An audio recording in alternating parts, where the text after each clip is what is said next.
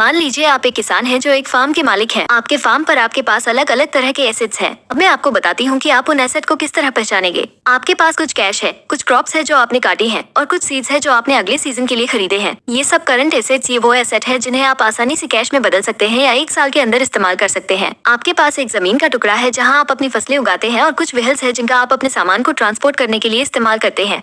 ये सब fixed assets हैं क्योंकि इनका एक लॉन्ग यूजफुल लाइफ है, मोर देन अ ईयर।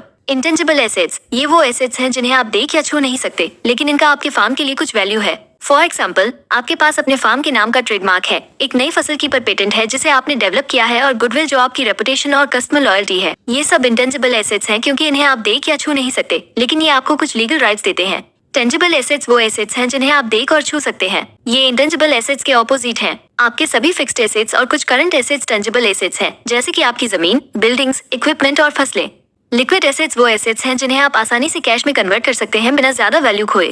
कुछ आपके करंट एसेट्स और फाइनेंशियल एसेट्स लिक्विड एसेट्स हैं, जैसे कि आपका कैश, स्टॉक्स और बॉन्ड्स। नॉन करंट एसेट्स वो एसेट्स हैं जिन्हें आप 1 साल से ज्यादा में कैश में कन्वर्ट करते हैं।